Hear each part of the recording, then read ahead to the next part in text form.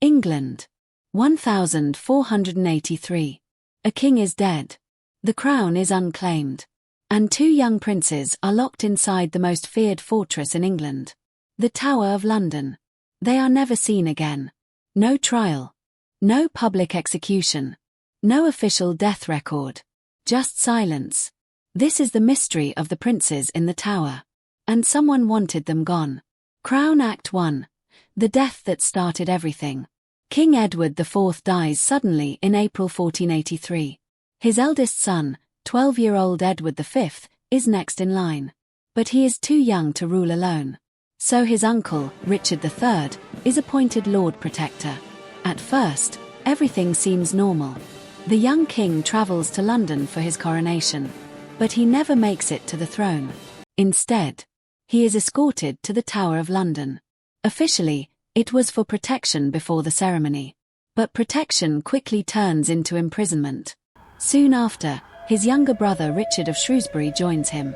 Two boys. Two heirs. Locked behind stone walls. And then, they disappear. New Moon Symbol Act 2. The last sighting. In the summer of 1483, witnesses report seeing the princes playing in the courtyard. Looking confused. Looking isolated. Then the sightings stop. Completely. No public appearances. No letters. No proof of life. And in July 1483, Richard takes the crown. He becomes King Richard III. Just like that. The two princes, who stood in his way, are gone. Coincidence? Or calculated? Theory 1. The uncle did it. The most common theory. Richard III ordered their murder. Motive? Simple. Power.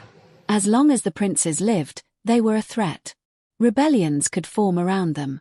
Supporters could try to restore them. So removing them removes the problem.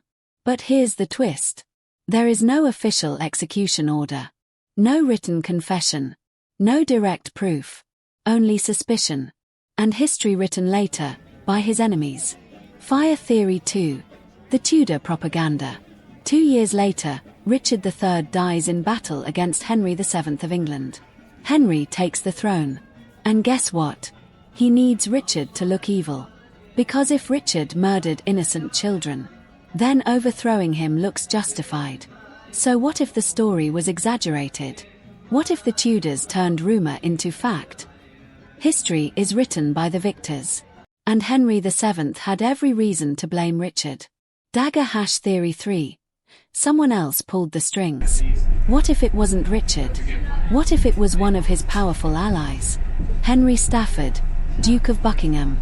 Or another nobleman hoping to gain favor. Maybe they killed the princes to please Richard. Without his direct order. Or maybe Henry VII himself arranged their deaths quietly before taking power. Because let's be honest. If the princes were alive, Henry's claim to the throne was weak. Very weak.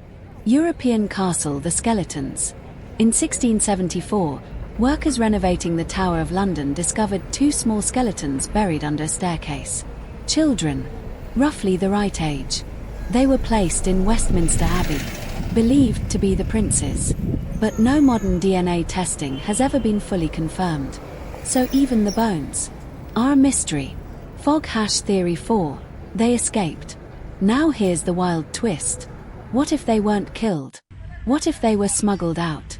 Years later, a man named Perkin Warbeck claimed to be Richard of Shrewsbury, the younger prince.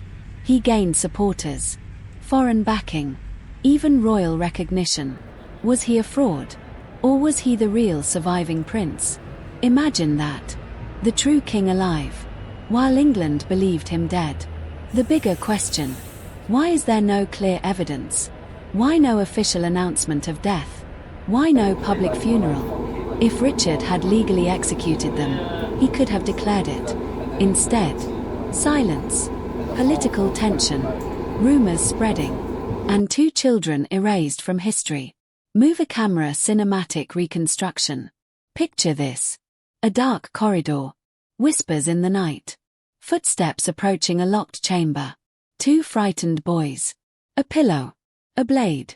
Or a secret passage opening. A hooded escort. A silent escape. We don't know. And that's what makes it terrifying. Final questions. Did Richard III kill his own nephews for the crown? Did Henry VII of England rewrite history? Were the princes victims of a political power game? Or did one of them survive? Hidden in plain sight. 2 royal heirs. Locked inside the tower. Gone without trial. Gone without record. Gone without justice. So tell me, who killed the princes? Or did they even die there?